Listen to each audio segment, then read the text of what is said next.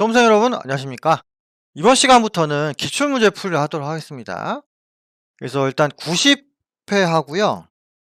그 다음에 92회 요거 두 개를 풀어드릴게요. 나머지 것들은 여러분들이 스스로 좀 풀어보시는 거를 권장을 드리고요. 궁금한 사항이 있으면은 우리 구민사 카페 있죠? 그쪽에 질문을 해주시기 바랍니다. 먼저 기출문제 파일 다운받는 법을 알려드릴게요. 구민사 홈페이지를 가셔가지고요. 첫 화면 하단에 있는 자료실 메뉴로 갑니다. 자료실 메뉴를 클릭을 한 다음에 전산회계 1급 기출문제 풀이 있죠? 여기 메뉴 눌러요. 예, 전산회계 1급 기출문제 풀이 해당 글을 클릭을 하고요.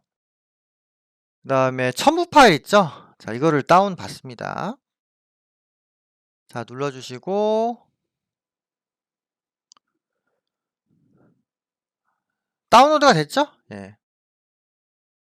일반적으로 인터넷에서 다운로드 받은 파일들은 우리 컴퓨터 다운로드 폴더에 저장이 됩니다. 일반적으로 그죠? 예, 다운로드 폴더에 저장이 되고요.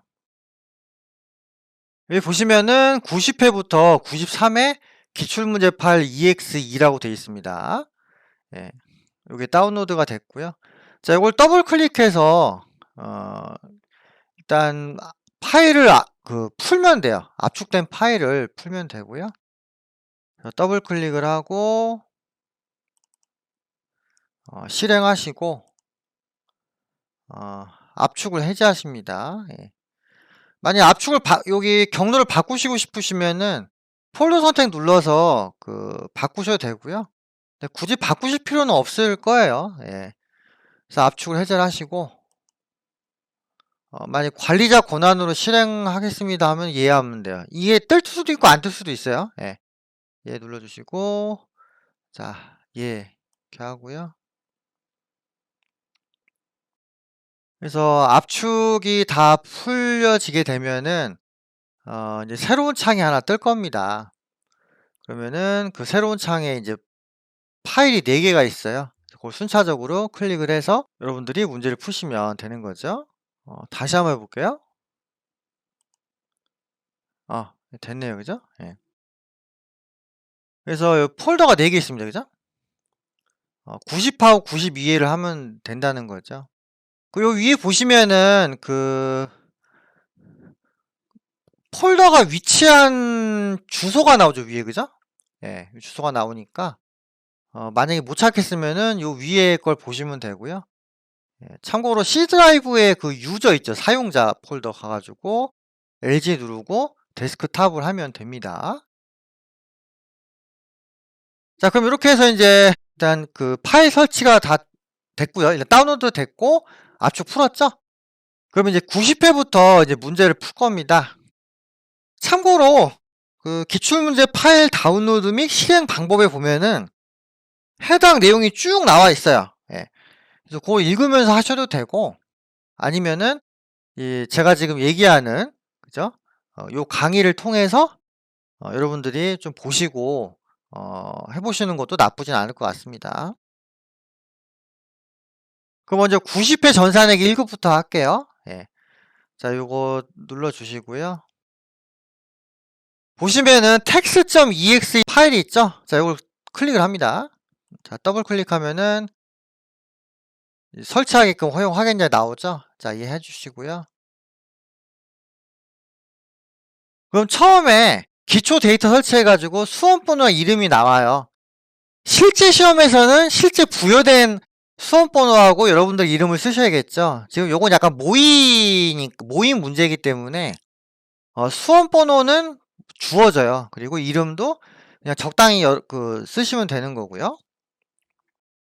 그리고 제가 직전 강의 때도 한 말씀을 드렸는데 일단 USB를 꽂고 나서 이 파일을 설치하라고 말씀을 드렸습니다. 그죠? 그래서 만약에 USB를 안 꼽으신 분이 있다면은 일단 USB를 꼽은 다음에 요 text.exe를 설치를 해주세요. 아시겠죠? 예. 일단 저 같은 경우는 USB를 컴퓨터에 장착을 한 상태입니다. 그래서 보시면은 여기 F 있잖아요. F. 그죠? USB를 따로 컴퓨터에 그 장착을 한 게 나오죠? 예. 그래서 USB를 꼽으셔야 되고요. USB를 꼽아봐야 정말로 시험장에서 시험 문제풀이가 어떻게 되고 저장을 어떻게 할 수 있는지 그걸 좀 잘 알 수가 있습니다.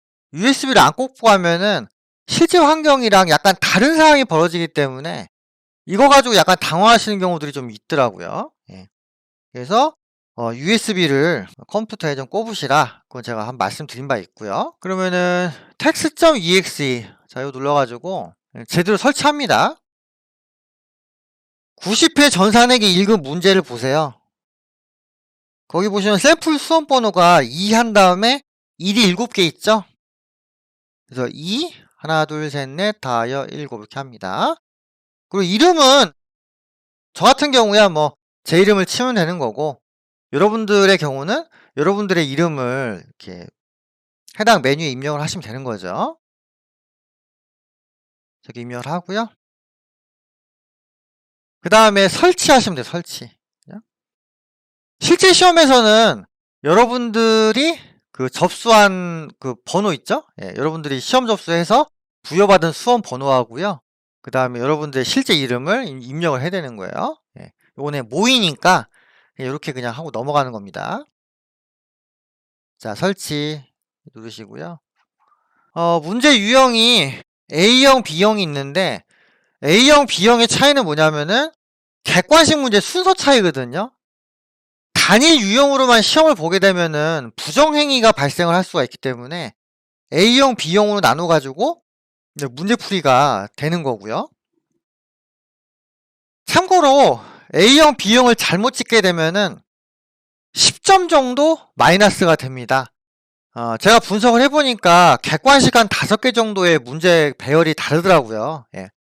그래서 A형을 B로 잘못 쓰거나 B를 A로 잘못 쓰게 되면은 객관식 문제 순서가 달라져 버리기 때문에 많이 이제 틀리는 거죠. 예를 들어서 5번 답이 A형의 경우는 1번, B형의 경우는 3번 이럴 수 있잖아요. 형을 잘못 누르면은 객관식 문제가 틀려버리기 때문에 A형, B형을 잘 구분해서 쓰셔야 됩니다. 예. 일단 실제 시험에서는 A형, B형을 잘 구분해서 쓰셔야 되고요. 저 같은 경우는 일단 기출문제를 통해서 연습을 하는 거니까 그냥 편의상 제가 A형으로 할게요. A형. 그래서 A형, B형을 구분 잘 하시는 게 필요하고요. 그 다음에 감독관 확인 번호가 있는데 이제 시험을 시작하기 직전에 감독관이 확인 번호를 알려줍니다. 이거는 임의로 이제 문제를 푸는 걸 방지하기 위해서 하는 거죠. 예. 그러니까 우리가 그냥 문제지 가지고 시험 볼 때 감독관이 이렇게 사인하잖아요. 그죠? 예, 감독관이 이제 사인하는 거 대신으로 확인 번호를 불러줄 겁니다. 아니면 칠판에 쓰거나 할 거예요. 그러면은 그 확인 번호를 입력한 다음에 본격적으로 문제를 푸는 거죠. 90회 같은 경우는 감독관 확인 번호가 3603이죠. 3603. 그리고 로그인을 누르면은 이제 시험 문제를 풀 수 있는 준비가 된 거죠. 자, 회사는 봉화물산이고요. 그래서 로그인을 누르시면은 이렇게 첫 화면이 나오고 회계 처리와 관련된 메뉴가 다 나옵니다. 그죠? 이거 저희 기본 연습할 때하고 모의고사 문제 풀 때 봤던 메뉴랑 지금 똑같죠? 그죠? 똑같다고요. 예. 다만 이제 실제 시험에서는 조금 다른 게 있는데요. 첫 화면 왼쪽 밑을 보시면은 이론 문제 답안 작성이라고 있습니다. 자, 요 버튼을 누르면은요. 객관식 문제를 입력할 수 있는 메뉴가 있고 그 다음에 장부조회 있죠? 장부조회를 입력할 수 있는 칸이 이렇게 따로 있어요. 예. 그래서 실기시험에서 실기시험 6번에 장부조회하고요. 그 다음에 객관식 문제 있죠? 요거는 풀이를 한 다음에 별도로 입력을 해야 됩니다. 별도로. 예. 실제 시험에서는 이렇게 별도로 입력할 수 있는 메뉴가 따로 있으니까요. 여기다 입력을 하시면 되는 거고요. 그리고 여기 내용을 다 입력을 한 다음에 닫기를 하시고 그 다음에 이제 답안 저장을 눌러야 돼요. 자, 여기 보시면 USB로 저장되어 있죠? 예. 그래서 문제를 다 푼 다음에 마지막으로 USB 저장을 눌러가지고 다 마무리를 지어야 됩니다. 실제 시험에서는 수업용 USB가 하나씩 배부가 돼요. 그러면 그 USB를 꽂고 USB 안에 있는 파일을 설치해가지고 이제 문제를 푼다는 거죠. 여러분들이 이 내용을 모르신 상태로 시험장 가면은 좀 당황하게 됩니다. 괜히 막 버벅거리게 된다고요. 그러다가 만약에 실수해가지고 파일이 날아가거나 그러면은 감독관을 불러서 재설치를 하든지 뭐 그렇게 해야 되는데 그럼 번거롭잖아요. 그죠? 그래서 제가 이제 시험장에서 그 오류를 좀 줄여드리기 위해서 이런 내용까지 설명을 드리는 겁니다. 이건 아마 다른 강의에서는 잘 없을 거야. 예. 보통 강의에서는 그냥 문제풀이만 하러 끝나거든요. 근데 저 같은 경우는 그 실전에 나오는 것까지 이야기를 드립니다. 예. 시험장 가서 헤매지 않아야지 문제를 풀 수 있잖아요. 그죠? 문제 이외에 다른 상황 때문에 시험장에서 컨디션이 안 좋아져가지고 시험 망치면은 그거만큼 더 황당한 게 없죠. 자, 이렇게 해서 일단 그 문제 파일을 열고요. 이제 문제풀이 할 수 있는 준비까지 마무리가 됐습니다. 예. 자, 그러면은 이제 이런 생각이 드시겠죠. 좋아, 파일을 열었어. 그럼 어떻게 하는 거지? 그죠? 지금부터 제가 하는 얘기를 잘 들으세요. 물론 제가 과거에도 말씀드렸지만은 다시 한번 얘기 드리겠습니다. 먼저 실기 문제부터 푸시기만, 실기 문제. 그래서 실기 문제는 대략 43분에서 45분 정도. 요때 딱 주파해 주시고요. 실기 문제를 다 푼 다음에 저희 이론시험 있잖아요. 객관식 15문제. 요거를 13분에서 15분 안에 주파해 주세요. 그리고 남은 1, 2분 동안에 이론 문제 답안 작성에다가 체크를 해주시고 답안 저장을 한번 눌러주시면 되는 겁니다. 그래서 일단은 문제를 푸실 때는요. 자, 실전에서 문제 푸실 때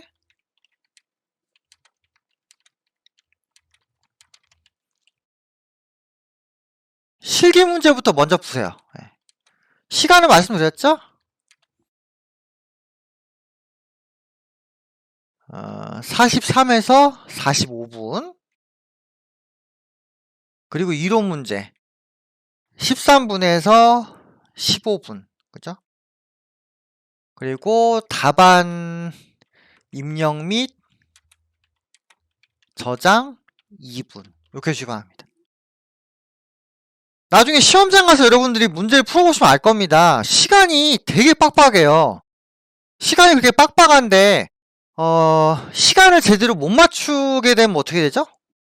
그러면은 그러니까 문제를 풀 시간이 다 지나가 버리죠? 뭐 우스갯소리로 버스 타는 다음에 손 흔들면 뭐하냐 이렇게 표현이 되기도 합니다. 감독관이 자 시간 됐습니다 내세요 그랬는데 안 내고 계속 죽치고 있으면 어떻게 되죠? 부정행위 하는 걸로 감독관이 봐버릴 수 있겠죠? 아니면 USB를 걷지 않고 그냥 갈 수 있어요. 예. 이 전산생물회계 시험도 나름 국가시험이기 때문에 부정행위라든가 또는 기타 그에 준하는 어떤 불필요한 행위를 했을 때 좀 엄합니다. 예. 그래서 괜히 좀 오해를 살 만한 행동은 안 하시는 게 좋아요. 그러려면 어떻게 해야 돼요? 감독관이 다 끝났습니다. 내세요 하기 직전에 다 마무리가 돼 있어야 되죠. 그죠? 예. 일단은 60분의 시간이 주어지니까 그 시간에 맞춰서 문제를 깔끔히 좀 푸셔야 될 필요가 있다는 거죠. 그리고 객관식 문제는요, 극단적으로 못 풀겠으면은 어떻게 하면 돼요? 그냥 다 한 번으로 이렇게 밀면 되잖아. 그죠? 예. 또 애매하게 뭐 번호를 섞다 보면요, 막 다 피해가지고 틀린 경우들이 많아요. 그래서 그냥 막판에 찍을 때는요, 한 번으로 다 통일시키는 거를 권장을 드리고, 가장 그 번호가 안 나온 경우 있죠. 예를 들어서 내가 문제를 풀고 몇 개 찍으려고 했는데 3번이 제일 안 나왔어. 그죠? 그러니까 답이 3번인 게 거의 없었다 이거죠. 그럼 3번으로 밀어요. 그럼 거기서 한두 개는 맞아. 예. 그러면은 객관식 문제 10개 이상은 맞을 수 있고요. 그리고 여러분들이 그동안 학습했던 걸 바탕으로 이제 실기까지 쭉 풀면은요, 78점 이상은 충분히 맞을 수 있다. 저희 목표 점수가 78점이잖아요. 그죠? 물론 여러분들이 열심히 공부하시면은 더 맞을 수도 있겠죠. 예. 자, 이렇게 해서 일단 실기 문제부터 먼저 푼다는 거 제가 이야기를 드렸습니다. 그러고 나서 이제 객관식 문제를 풀고요. 요번 강의는요, 처음부터 끝까지 한 번에 쭉 하겠습니다. 다소 좀 지루하시더라도 끝까지 들어주시고요. 강의 들을 때는 지겨운데요. 여러분들이 막상 문제 풀 때는 1시간이 진짜 짧다는 거를 느끼게 되실 겁니다. 자, 그러면은 우리 실무시험부터 먼저 보죠. 실무시험. 네, 실무시험부터 먼저 보고요. 처음에 그 회사에 관련된 정보가 나오죠. 그죠? 그래서 봉화물산이 뭐 완구류를 제조해서 판매하는 중소기업이고 뭐 블라블라블라블라 뭐 이렇게 나와 있단 말이에요. 이제 프로그램을 이용해서 물음에 답하라 이렇게 돼 있죠. 아시다시피 문제 1번은 뭐예요? 기초정보관리입니다. 기초정보관리. 그래서 이제 기초정보관리를 풀어야 되는데 일단은 기초정보관리와 관련된 게 뭐가 있어요? 회사 등록, 거래처 등록, 계정 과목 및 적유 등록. 그죠? 그리고 정기분 재무제표, 거래처별 초기 유월 요 5가지가 있죠. 그리고 이제 가장 어려운 게 정기분 재무제표 수정이라고 말씀을 드렸습니다. 그래서 그 정기분 재무제표 수정에 대한 연습은 여러분들이 좀 많이 해주셔야 되고요. 그 외의 것들은 좀 쉬우니까 잘만 따라서 하시면 되죠. 그죠? 예. 일단 문제 1일 보니까 거래처 등록에 신용카드 탭에 추가로 뭘 입력하라고 돼 있네요. 그죠? 그래서 뭐 카카오 법인카드에 대해서 쭉 입력을 하는데요. 얘는 거래처 등록 메뉴에 가야죠. 예. 거래처 등록 메뉴에 가가지고 신용카드 탭 여기 들어가서 입력을 하시면 되는 거죠. 문제에서 명확하게 신용카드 탭에 추가로 입력하라고 돼 있잖아요. 그 입력해 봅니다. 자, 코드 번호가 99613 이렇게 돼 있죠. 그리고 거래처명은 카카오 법인카드 이렇게 돼 있고요. 유형은 매입이죠. 매입. 그죠? 2번 하시고 일단 카드 번호 입력해야 되죠. 자, 카드 번호가 9408-0000-3481-0019 이렇게 되죠? 예. 그 다음에 카드 종류는 사업용 카드니까 3번 하시면 되고요. 그 다음에 결제 계좌. 자, 은행명 검색을 하면 되죠. 그래서 은행명 칸 옆에 말풍선 눌러가지고 국민은행. 그리고 계좌번호 어떻게 되죠? 자, 혹시 계좌번호가 있는지 한번 볼게요. 계좌번호가 요거죠, 요거. 국민은행 0921. 자, 요거 입력해 주시고. 그 다음에 결제일은 매월 20일이라고 되어 있죠? 그럼 20일. 이렇게 입력을 하시고요. 뭐 여기에 한글은 입력이 안 되니까 숫자만 하면 되죠. 결제일. 매월 20일 하고. 그 다음에 사용한도. 500만원. 이렇게 입력을 해주시면 되겠죠. 좀 입력하는 양이 많긴 한데 그래도 여기 나와 있는 걸 그대로 입력을 하면 되네요. 그죠? 예. 자, 이렇게 해서 1-2를 풀었습니다. 자, 99613 카카오 법인카드 9408-0000 3481-0019 매입. 그 다음에 사업용 카드 결제 계좌가 국민은행 결제 계좌번호 결제일 한도 맞죠? 하나 둘 셋 넷 다요 7이니까 하나 둘 셋 넷 다요 7 그죠? 예. 자, 이렇게 해서 첫 번째 문제를 풀었습니다. 어려운 건 아닌데 입력하는 좀 구간이 좀 많아서 좀 시간이 걸릴 것 같아요. 자, 두 번째 보실까요? 두 번째 보니까 거래처별 초기 2월 쪽 가가지고 뭔가 수정을 하라. 이렇게 돼 있네요. 자, 요건 좀 어려운 게 아니죠?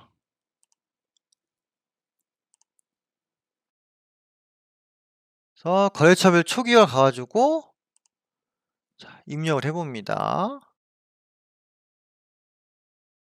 일단 외상매출금 보니까 대원, 대연이 있는데요. 155, 695천 이렇게 돼 있는데 요거를 150만, 690만 이렇게 고치라고 합니다. 자, 고치면 되죠. 대원 150만, 대연은 690만. 네, 수정하시면 되고요. 그 다음에 바드럼 있죠. 바드럼, 그죠? 자, 바드럼 보시면은 안동이랑 안성이 있는데 안동이 550이죠. 550. 수정 후에 550이고요. 안성은 얼마예요? 안성은 1020, 안성은 1025만 원이죠. 그죠? 이런 식으로 바꾸시면 됩니다. 따라서 두 번째 답은 외상매출금 수정하고 대원, 대연 그다음에 바드럼 해가지고 안동, 안성 이렇게 바꿔주시면 되는 거죠. 예, 넘어가겠습니다. 세 번째, 계정가옥 및 저고등록 가가지고 복리후생비 판 계정에 대체적용 3번 적용 3번 가가지고 뭐 영업직원 대상포진 예방접종비 지원을 등록을 해라. 뭐 이렇게 되어 있네요. 복리후생비 판이면은 판관비죠. 뭐 여러가지 방법이 있겠지만은 조금 빨리 하려면은요. 여기 판매관리비 있죠. 왼쪽에 계정가옥 및 저등록 메뉴 가셔가지고요. 판매관리비 메뉴 눌러주시고 왼쪽에 보면 계정책이 있잖아요. 눌러주시고 여기서 이제 복리후생비를 찾아봅니다. 복리후생비를 찾아보니까 여기 나오죠.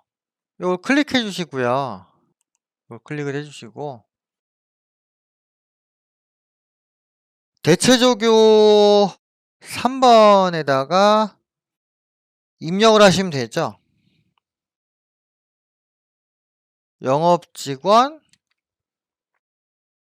대상포진 영업직원 대상포진 예방접종비 지원 자, 이런 식으로 입력을 해주시면 되겠습니다. 복리후생비 판이라고 쓰여져 있으니까요. 문제 보면은 복리후생비 판이라고 쓰여져 있죠. 그래서 판매비 및 일반 관리비 쪽에 그 메뉴 접속하셔가지고 문제를 풀면 되는 겁니다. 이것도 잘못하면 어떻게 해요? 제조원가나 뭔가 다른 분류의 복리후생비 쪽 가가지고 문제를 풀 수 있는데 그렇게 하면 안 됩니다. 자, 이렇게 해서 세 번째 문제도 풀이를 했고요. 이렇게 해서 문제 1번 다 푸는 거죠, 그죠? 예. 그 다음에 이제 일반 점표 입력 메뉴로 가셔서 이제 문제를 풀면 됩니다. 문제 2번은 일반 점표 입력이고 문제 3번은 메인 매출 점표 입력이죠. 예. 맞춰서 푸시면 되고요. 자, 문제 2번. 자, 일반 점표 입력인데 점표 입력할 때 주의할 사항들이 있죠. 챕터 1에 기출문제 파일 다운로드 및 실행 방법에 보시면 나와 있어요. 그 5번째 보시면 기출문제 풀이 시 주의사항 이렇게 되어 있고 실제 시험에서도 이 주의사항은 그대로 적용됩니다. 그래서 일반 점표 입력할 때 타계정 대체거래는 적요번호를 써라. 몇 번이죠? 8번. 그리고 채권 채무에 대해서는 거래처 등록을 반드시 하시오. 그리고 500번대하고 800번대 코드를 구분해라 이렇게 되어 있죠. 예. 메인 매출 전표에서도 똑같고요. 메인 매출 전표의 경우에는 더 추가하자면 이제 유형하고요. 그 다음에 전자세금 계산서 여부 있죠. 그리고 영세율이나 불공 같은 경우는 뭔가 추가사항을 더 입력하잖아요. 그 추가사항 입력까지 여러분들이 고려하시면 된다는 거죠. 그래서 이런 그 전표 입력 시 유의사항을 기억을 하시면서 문제를 푸시면 됩니다. 일반 전표 입력 풀죠. 자, 첫 번째 7월 8일이죠.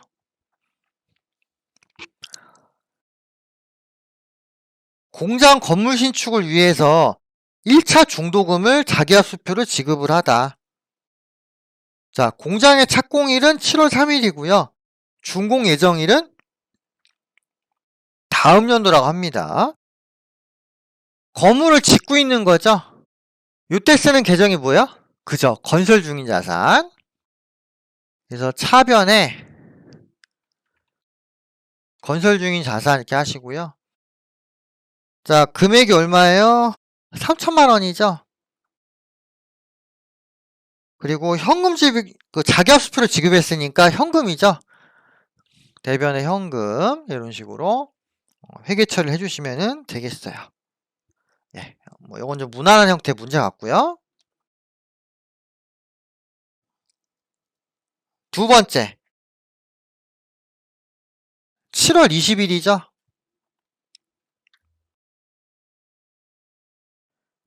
공장 이전을 위해서 공장 건물의 3층을 임차하기 위해서 임차 보증금을 보통예금으로 이차하였다게 되어 있죠. 그럼 보통예금을 상대방한테 주는 거잖아요.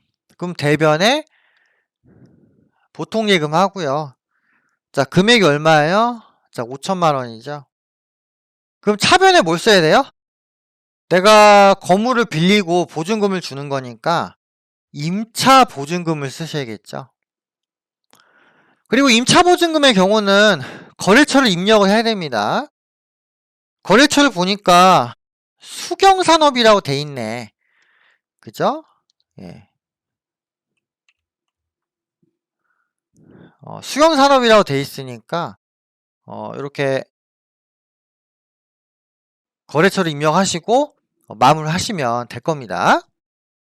그래서 이 두 번째 같은 경우는 수경산업을 입력한다는 거 이걸 좀 주의를 하시면 되는 거고요. 어려운 건 아니네요. 자, 세 번째 보실게요. 자, 7월 30일인데요. 자기 주식 100주 중 25%를 50만 원에 처분하고 요 대금이 당일에 보통예금으로 입금이 되었답니다. 자, 50만 원 처분이죠. 보통예금으로 들어왔죠. 그러면 차변에 보통예금 이렇게 하고요. 자, 50만 원 합니다. 그럼 대변에 자기 주식 매각한 걸 써야 되잖아요. 한 주당 취득가가 12,000원이 12,000원. 그리고 100주고요. 그러면 전체 금액은 100주 곱하기 12,000이니까 120만 원이라는 얘기죠. 그죠? 120만 원인데 25%를 팔았대요. 자, 120에 25%면 얼마요? 그죠? 30만 원이죠. 대변에 자기 주식 하고요. 자, 30만 원 이렇게 합니다. 자, 보시면 아시겠지만은 돈을 더 받은 거잖아요. 그러면은 자기 주식 처분 이익을 써야 되는데 문제는 뭐예요? 자기 주식 처분 이익하고 자기 주식 처분 손실은 서로 상계가 가능하죠. 그죠? 서로 상계가 가능하다고요. 그래서 상계 여부를 봐야 되는데 2-3에 보면은 처분 전에 그 자기 주식 처분 이익이나 자기 주식 처분 손실이 없다고 해서 없다고. 그러면 그냥 대변에다가 어떻게 하면 돼요? 자기 주식 처분 이익을 그냥 쓰면 되죠. 이렇게 쓰면 됩니다. 자, 이렇게 해서 세 번째 문제도 풀이가 됐고요. 요거는 이제 그 자본 쪽 문제인데 처분 손익을 상기하냐 마냐. 자, 이런 걸 좀 따져봐야 됩니다. 그래서 약간 좀 어려운 축에 속하고요. 다행히 여기서는 쉽게 나왔으니까 넘어가는 거죠. 자, 그 다음에 네 번째 보실게요. 네 번째. 자, 8월 25일인데요. 자, 8월 25일이고요. 당해연도 시혜차익을 목적으로 이제 LG 주식 100주를 샀답니다. 취득가가 1,000원이었죠. 그러면 전체 주식 금액은 1,000주에 1,000원이니까 100만 원이네. 100만 원, 그죠? 100만 원인데 이중 50%를 1,500원에 처분했답니다. 그럼 취득가가 얼마가 되는 거예요? 1,000주에 1,000원이면 100만 원이죠. 자, 취득가는 어떻게 돼요? 취득가 1,000주에 1,000 그리고 50%니까 여기 50만 원, 그죠? 그 다음에 처분가는 얼마예요? 처분가는 1,500이란 말이야. 1,500, 그죠? 1,500 곱하기 1,000 곱하기 50% 이렇게 되니까 얘는 75만 원이겠네요. 그죠? 비싸게 팔았으니까 처분 이익이 발생을 하겠네요. 그죠? 25만 원.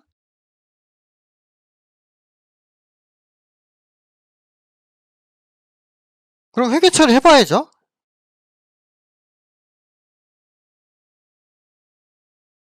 그래서 8월 25일인데요. 자, 일단 돈 받았죠? 차변에 보통예금 75만 원 이렇게 하시고 대변에 단기매매 증권 50만 원 이렇게 하시고요.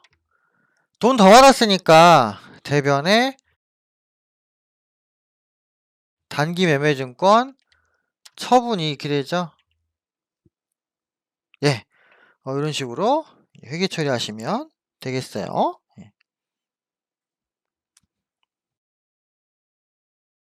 어려운 건 아닌 것 같습니다. 자, 넘어갈게요. 자, 다섯 번째. 화재 피해를 입은 지역 주민의 자립을 돕기 위해서 현금 50만 원 기부했습니다. 기부금이죠, 기부금. 현금 지급했으니까 분기 이렇게 하면 되겠네요. 자, 10월 19일이죠. 차변의 기부금 50만 원. 그리고 대변의 현금. 예, 이렇게 입력을 하시면 되겠죠? 자, 그 다음 6번 보십니다.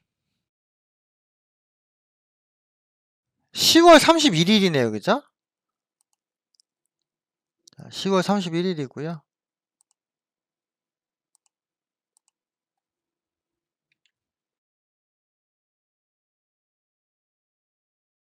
매출처 대원의 부도로 외상매출금 잔액 150만 원이 회수 불가능하여 대손 처리하였다 되어 있죠.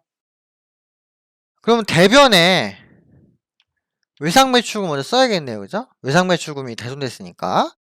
그래서 거래처는 대원 이렇게 하고요. 금액은 얼마예요? 금액은 150만 원이죠. 대손됐으니까 대손충당금하고 상계를 해야 되는데 6번 문제 보시면 대손충당금 잔액이 84,000원 있다고 나와 있어요. 그럼 차변에 대손충당금 쓰시고요. 외상매출금에 대한 걸 쓰면 되죠. 요거를 요 150을 84,000원 바꿔주십니다. 즉 이 문제 같은 경우는 대손충당금이 채권 금액보다 부족한 거죠. 그러면은 기존의 대손충당금을 날려버리고 그리고 어떻게 해요? 대손상업비를 추가하셔야죠. 그죠? 그래서 차변에 대손상각비 이렇게 써주시면 되는 거죠. 그래서 대손충당금 금액이 부족할 경우에는 그 부족분에 대해서 대손상각비를 쓴다는 거를 좀 기억을 해주세요. 이 문제 같은 경우는 그 대손충당금 잔액이 제시가 됐지만은 안 돼 있는 경우도 있거든요. 안 돼 있는 경우라면은 합계잔액시산표를 들어가셔서 조회를 하시면 될 겁니다. 이렇게 해서 그 문제 2번 일반전표 입력 다 풀었고요. 자, 그 다음에 메인 매출 전표 입력을 한번 해보겠습니다.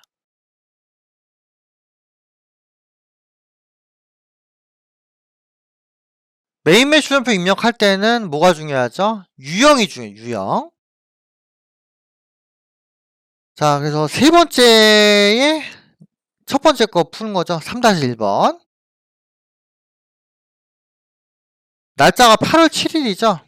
자, 8월 7일인데요. 비사업자인 김민영에게 제품을 팔고요.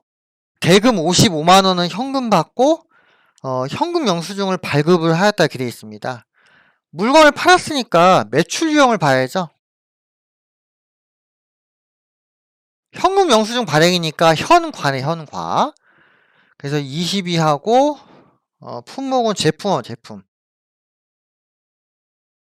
그리고 이제 현과나 카과 같은 경우는 공급가액에 어떤 금액까지 추가시켜요? 그죠? 부가세까지 추가시켜야 되죠?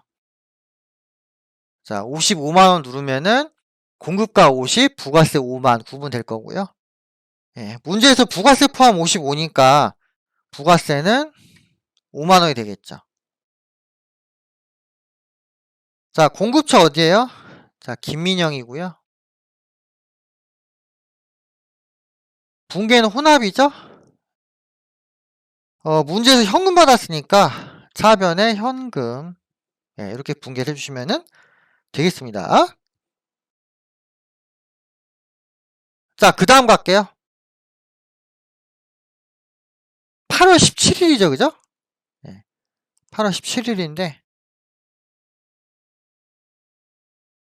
인왕에게 제품 B 50개를 판매하고, 전자세금 계산서를 발급을 했고요. 대금은 인왕이 발행한 약서고문으로 받다. 이렇게 되어 있습니다. 일단 전자세금 계산서 발행했으니까요. 유형은 몇 번이에요? 자, 매출이죠. 매출과세. 자, 11번. 문제 보니까 그 수량이랑 단가가 나와 있네요. 그죠? 그리고 품목이 제품 B라고 명시적으로 되어 있죠. 그래서 세금 계산서 약간 하단에 보시면은 관련 내용이 나와요. 그래서 수량 50, 단가 8만 이렇게 하면은 공급가 부가세 나오고요. 자, 공급처는 어떻게 해요? 세금 계산서 오른쪽 위를 보면 되죠. 그래서 인왕 이렇게 하면 되고요. 전자로 발급했으니까 전자부에 이어, 그죠? 분계는 혼합이고요. 세금 계산서 하단에 보면 어음으로 받았죠. 어음. 그러면 차변에 받으럼 하시고요. 배서량도를 받은 게 아니니까 거래처는 그대로 인왕을 쓰시면 됩니다. 예, 넘어가실게요. 자, 세 번째 보실게요.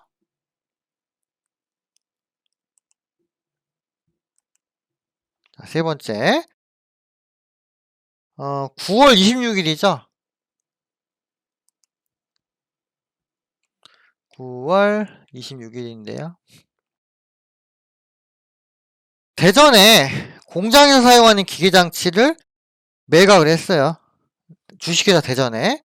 전자세금계에서 발급했고 대금은 대전이 발행한 약소금을 받았습니다. 받으러움이겠네요. 그죠? 전자세금 계산서니까 유형은 11이고요. 품목은 뭐예요? 품목은 기계장치 이렇게 하시면 되죠. 금액이 얼마예요? 공급가 500이고 부가세 50이죠. 500에 팔았으니까. 공급처명은 대전 이렇게 하시면 되고 전자요부요, 붕괴 혼합 이렇게 하십니다. 제품 매출 아니죠? 기계장치, 기계장치. 자, 기계장치 추정원가 얼마예요? 자, 2,500이고요. 자, 감가상 누계액을 차변 써야죠. 차변에 감가상각 누계. 아무거나 쓰면 안 되고 기계장치에 관련된 거 써야 되죠. 얼마예요? 2,100. 그리고 어음 받았죠? 어음 받았을 경우는 자, 주의하실 거. 자, 받으럼 아닙니다. 받으럼 아니고 미수금, 미수금. 그래서 2번 문제하고 좀 비교를 좀 해주셔야 돼요. 2번의 경우는 물건을 팔았으니까 받으럼이고, 세 번째 같은 경우는 기계를 팔았으니까 미수금이다. 차변에 미수금 이렇게 하시고, 그냥 미수금이에요. 또 다른 미수금 쓰시면 안 됩니다.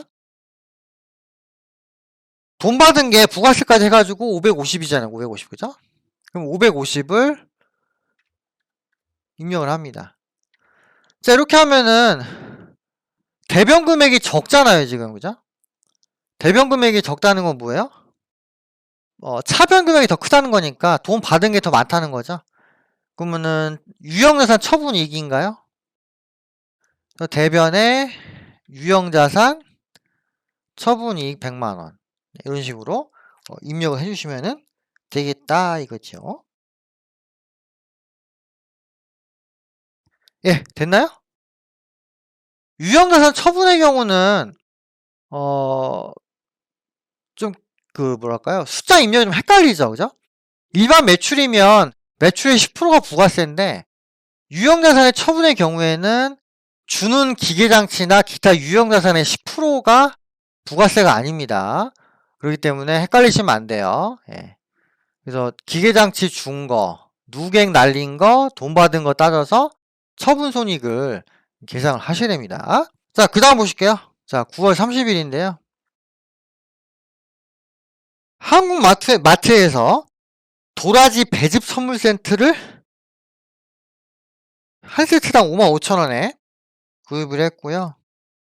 영업부서에 매출 거래처에 선물했답니다. 그럼 접대비네, 접대비, 그죠? 접대비인데 세금 계산서를 끊었다. 그럼 유형은 뭐예요? 불공이죠, 불공. 자, 여기다 불공 써주시고요. 불공. 자, 품목은 뭐예요? 도라지 배즙 이렇게 하면 되죠. 한 세트당 55,000원이라고 했습니다. 단가는 일단은 수량이 10세트고요. 단가 55,000원이죠? 그럼 55만 원인데 부가세 별도니까 부가세 입력이 또 돼야 됩니다. 55만 원 하면은 공급가 50에 부가세 5만 이렇게 생각할 수 있거든요. 안 그런 경우도 있으니까 약간 주의를 좀 해주셔야 돼요. 자, 그 다음에 거래처는 한국마트고요.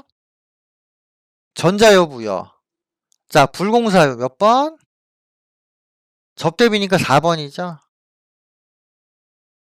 그리고 붕괴는 혼합하면 되고요.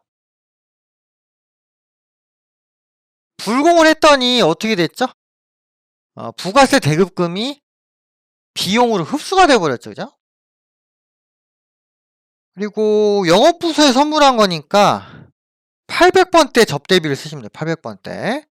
그래서 접대비 한 다음에 판관비 이렇게 하시고요. 대금은 보통예금으로 지급됐죠. 그래서 대변에 보통예금 이렇게 하시면 된다. 불공 시험에 잘 나오니까 여러분들이 주의를 좀 해주세요. 아시겠죠? 그 다음 가시죠. 자, 11월 15일입니다. 현대로부터 비품인 업무용 노트북을 220만원에 구입을 했고요. 자, 주의하실 거 부가세 포함 220이에요. 그러면은 공급가가 200이고 부가세가 20이라는 얘기죠, 그죠? 그리고 전자세금 계산서를 발급을 받았다고 합니다. 그럼 전자요구 여를 해야겠네요, 그죠? 그래서 일단 유형은 산 거니까 50이죠, 50일. 50일 세금 계산서 받았고요. 자, 품목은 노트북 이렇게 하시고 공급가 200이죠? 부가세 포함이니까. 공급처명은 현대. 전자세금계에서 받았으니까 전자부의 1, 붕괴는 혼합 해주시고. 원재료 아니죠? 컴퓨터는 비품이잖아요. 그리고 대금 중 10만원은 계약금으로 이미 줬답니다. 그럼 선급금이네, 그죠? 그럼 대변에 선급금 해주시고, 금액은 10만원, 남은 거는 보통 예금으로 이체. 예, 이런 식으로 회계 처리하시면 되겠네요. 그 다음 보시겠습니다. 자, 11월 20일인데요. 오, 이거 좀 어려우네, 그죠? 원재료 매입처의 공장 이전을 축하하려고요. 그럼 접대비 같아요. 그럼 불공이 아닌가 싶은데, 일단 가나 적용해서 화환을 주문했대요. 화환이면 면세 항목이죠. 근데 계산서가 없어. 카드로 결제했대, 카드. 그리고 증빙이 나와 있죠. 이런 류의 문제가 상당히 어렵다고 말씀을 드렸습니다. 힌트 제가 말씀드린 바 있죠. 실기 기본할 때 말씀드렸는데요. 일단은 계산서란 표현이 있으면 면세입니다. 근데 그게 없다면은 부가세 포함, 부가세 별도 이런 표현이 있는지를 보라고 말씀드렸잖아요. 그래서 부가세 포함, 부가세 별도가 없으면 어떻게 돼요? 그러면 면세다 이렇게 말씀드렸죠. 여기는 보시면 신용카드 전표를 수취했으니까 면세, 카드, 카면 이렇게 되겠네요. 이거 좀 어렵다고 제가 그 과거 기본 강의에서 말씀드렸죠. 어렵습니다. 요거는 사실 틀릴 수 있어요. 예. 근데 일단은 제가 알려드린 팁으로 풀면은 카면이죠, 카면. 자, 품목은 뭐예요? 뭐 화환이라죠, 화환. 자, 화환 이렇게 하고, 자, 공급가 30만원. 부가세 별도 부가세 포함이라는 표현이 없으니까 이건 면세가 맞네요, 그죠? 그리고 공급처명은 어디에요? 공급처명은 가나조경 이렇게 하시면 되고. 자, 신용카드사 어디죠? 국민카드, 국민카드. 그리고 붕괴 혼합하고요. 자, 접대비죠, 접대비. 원재료 매입처니까 이건 500번대네, 그죠? 그리고 대변에 카드 쓰면은 미지급금을 하라 했죠. 그리고 카드기 때문에 거래처를 어떻게? 국민카드 이렇게 바꿔주셔야 되죠. 그래서 카드로 긁으면 거래처가 바뀐다는 거, 그죠? 그 전표 입력 중간하고 아래쪽 미지급금 쓸 때 거래처가 달라진다는 거 기억을 하시고요. 그 다음에 이제 카드로 긁으면서 이제 화환을 지출했으니까 유형이 카면이다. 카면. 그 면세 항목 구분하려면은 계산서라는 표현이 있는가, 또는 부가세 별도 포함이라는 그 구절이 있는가, 이걸 좀 따져보시라고 했습니다. 네, 이렇게 해서 메인 매출 전표 입력을 했어요. 6번 빼고는 그렇게 어려운 것 같지는 않아요, 그죠? 3번에 약소금에 대해서 이제 받으럼으로 할 수는 있겠네, 그죠? 근데 미수금이라고 생각해, 미수금. 자, 이렇게 해서 메인 매출 전표 입력 다 했습니다. 자, 그 다음 가서 이제 오류 수정을 해야 돼, 오류 수정. 문제 4번에 보니까 이렇게 돼 있죠? 일반 전표 입력 및 메인 매출 전표 입력 메뉴에 입력된 내용 중 다음과 같은 오류가 발견되었다. 그래서 정정을 하라 이렇게 돼 있죠? 예. 자, 첫 번째 보니까 7월 25일 날 세금과 공과로 회계 처리한 게 있답니다. 세금과 공과면은 아무래도 일반 전표 쪽일 확률이 높죠? 예. 그래서 일반 전표 입력을 눌러주시고요. 자, 7월 25일인데요. 보니까 차변에 세금과 공과, 대변에 보통예금 이렇게 되어 있습니다.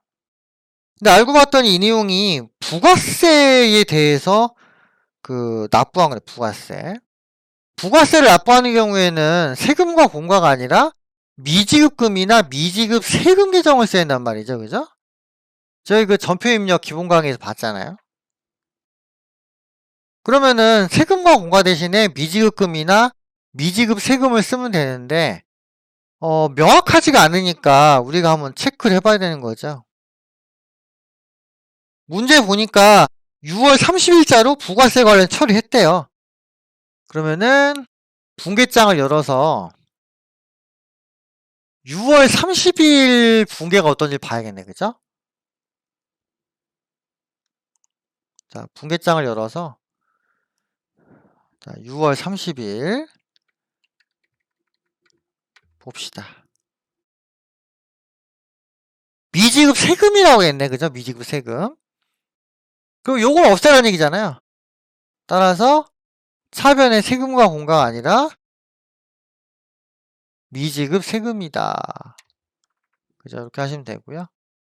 그 다음에 요 부가세 관련해 가지고는 거래처가 없으니까 굳이 여기다가도 거래처를 넣으실 필요가 없는 거죠.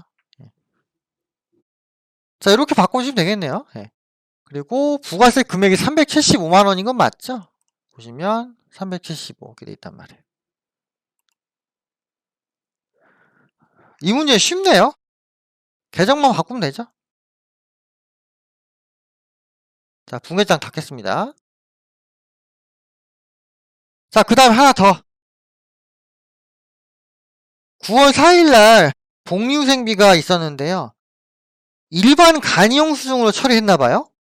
근데 알고 봤더니 현금영수증으로 매입세 공제가 가능한 것으로 확인되었다. 이렇게 돼 있죠. 그럼 어떻게 하셔야 돼요? 일단 일반전표 입력을 조회해봅니다. 자, 9월 4일이죠? 자, 여기 되어 있고요. 이 부분이 매입세 공제가 된다고 했으니까 매입 매출전표 입력 가가지고 입력을 해주시면 되겠죠, 그죠? 입력해주면 되잖아요. 현금영수증이니까 유형을 그 매입에서 현과, 그죠? 일단 날짜 9월 4일이니까 자, 9월 4일 입력해 주시고 자, 유형 현과죠. 그죠? 현금영수증 받았잖아요. 60일 이렇게 하시고 자, 품목은 뭐예요? 그냥 뭐 복리후생 하면 되겠네, 그죠? 카드로 긁었으니까 카드로 긁었으니까 부가세까지 포함해야 되는데 두 번째 문제 보시면 금액이 딱 5만원밖에 안 해서 5만원 부가세 별도 르닉이 없다고요. 그러니까 공급가액이 어떻게 해요? 그냥 5만원이면 그냥 5만원 그죠? 입력하시면 되고요. 그 다음에 공급처명이 어디에요? 한국마트 이렇게 돼 있죠. 자, 분계는 혼합이고요. 자, 원재료 아니죠? 복리후생비 영업부서니까 800번대 이렇게 하시면 되고 기존의 내용 보니까 얘를 보통예금으로 처리했대. 보통예금 그죠? 그리고 거래처가 신한은행이니까 요거를 입력을 좀 해주면 될 것 같긴 한데요. 예. 차변의 복리후생비, 대변의 보통예금 이렇게 해주시면 되겠고요. 그리고 거래처에 요거는 약간 선택사항인데 일단 문제에서 보통예금을 신한은행이라고 했으니까 얘도 그냥 신한은행으로 바꿔주면 될 것 같아요. 다 보시면 여기까지는 안 나와 있거든요. 근데 이제 좀 명확히 하려면은 입력해 주는 게 좀 낫겠죠, 그죠? 예. 왜냐면 전에 분계에 나와 있으니까. 이 내용을 똑같이 복사해가지고 메인 매출에 입력을 하는 거예요. 그죠? 부가세 공제 받아야 되니까. 예. 다 입력됐죠? 자, 그러고 나서 어떻게 해요? 이 전표를 삭제합니다. 자, 이 체크박스에 체크하고요. 삭제 눌러주시고 그 다음에 삭제한 데이터 들어가서 확인 누르고 이걸 그냥 영구히 지우세요. 자, 휴지통 비우기. 이렇게 하면은 끝난 거죠. 예, 이해되시죠? 예. 이렇게 해서 오류 수정까지 다 했습니다. 예. 그 다음에 문제 5번인데요. 이제 결산사항. 참고로 결산의 경우는 자동결산이랑 수동결산이 있잖아요. 그죠? 자동결산 항목이 뭔지 알고 싶으면은 결산자료 입력 가서 확인해 보면 되죠. 자, 1월부터 12월 이렇게 되어 있고요. 자, 이거 보면서 체크하는데 결산사항 3번은 재고자산 입력이죠. 재고자산 입력하는 게 여기 나와 있잖아요. 그러니까 3번은 자동결산이고요. 1번하고 2번 어때요? 수동결산이죠. 그죠? 만기가 1년 미만 도래, 외환산. 요건 수동결산이니까 일반 전표 입력해서 수행을 해주셔야 됩니다.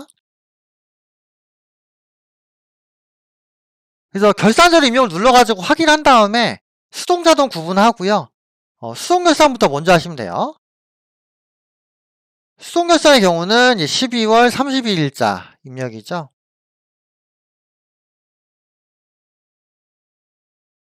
자, 첫 번째 문제 보시겠는데요. 첫 번째 같은 경우는 이거 띄우지 말자. 내릴게요. 첫 번째 같은 경우는 장기 차입금 중에 1200만 원이 만기가 1년 미만으로 도래해야 했다. 이렇게 돼 있단 말이에요. 장기 차입금의 만기가 기말로부터 1년 미만이면은 유동성 장기부채 쪽으로 하시면 유동성 장기부채. 그래서 대변에 유동성 장기부채 이렇게 하시고 거래처가 어디예요? 대한은행이죠. 그 금액은 1200 이렇게 하셔야 되고요. 그럼 뭘 없애야 돼요? 차변에 장기 차입금, 그죠? 거래처는 대한은행 이렇게 분개해 주시면 되겠죠. 뭐 얘는 크게 어려운 건 없는 것 같아요. 자, 두 번째 가면 두 번째. 두 번째 같은 경우 외환산이죠. 자, 기말 잔액이 얼마인가 볼게요. 문제에서 외상매출금이 4만 달러가 있었답니다. 그리고 기말 현재 환율이 1250원이래요. 그럼 기말 잔액은 4만 달러 곱하기 1250 해가지고 5천만 원 이렇게 되는 거죠. 자, 기존 금액 얼마? 기존 금액. 선적일 환율이 1200원이니까요. 4만 곱하기 1200 합니다.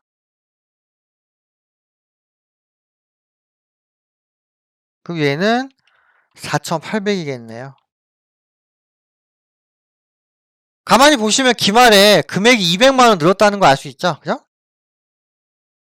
그리고 외상매출금이니까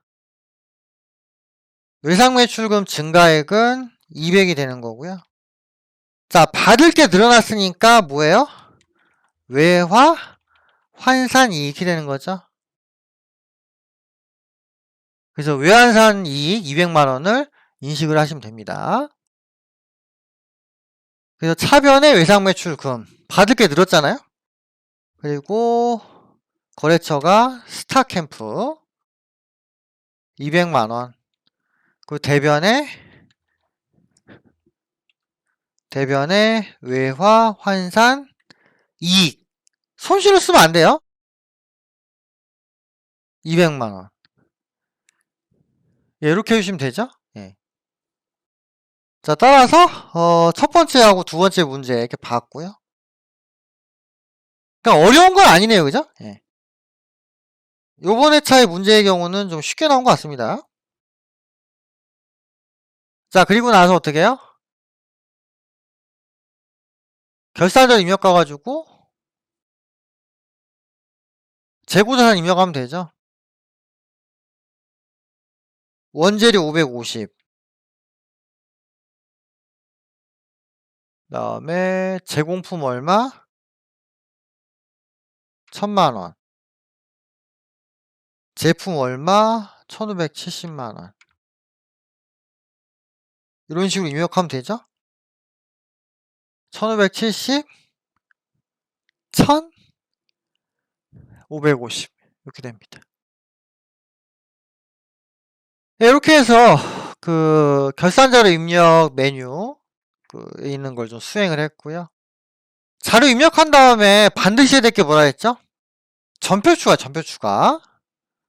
자, 누릅니다. 전표 추가. 이렇게 하고요. 그러면 자동 결산 분계 완료라고 해서 메시지가 뜨죠. 만약에 다시 하고 싶으면 어떻게 해요?